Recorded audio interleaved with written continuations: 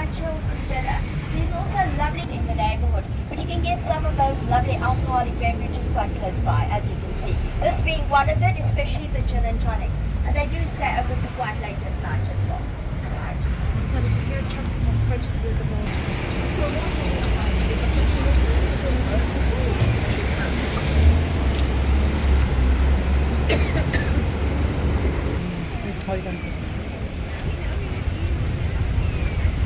Enjoy some of our local South African wines. They only serve South African wines, guys, but they also offer little...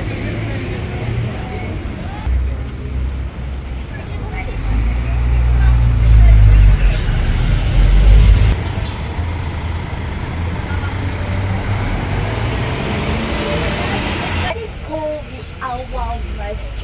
It is also Alwal's first. So it's the very first mosque that was established in this neighborhood. And that happened in 1795.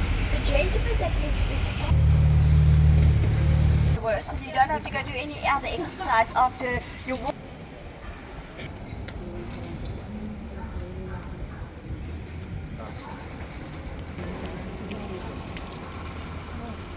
So folks, we just visited the first mosque that was established in the area, and if you look towards my right, that was the 10th one that was built in this neighborhood. So we actually have 10 different mosques in this neighborhood. Not very big neighborhood, because the Bourkhab is pretty much 2 kilometers long, and that ended up being the 10th mosque that was actually built in this neighborhood.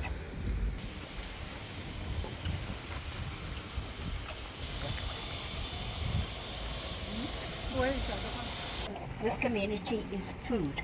We like to eat, we like to cook, we also like to feed people as well. And you find that kind of food that gets served in this neighborhood is called the Cape Malay cuisine.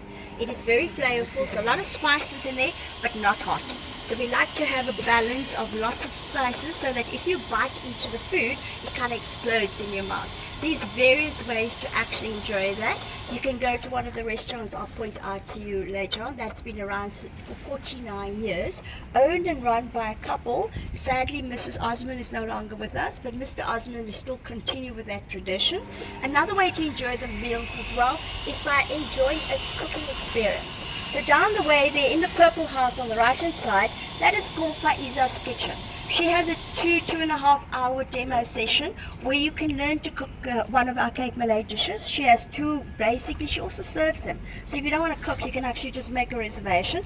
And interestingly enough, you get a lovely experience of the locals. You literally eat your meal under the gazebo down there as well. But she also introduces you to other things like our treats. The exterior is nice and crispy and the interior is nice and gooey and lovely late taste. As you say, delicious, right?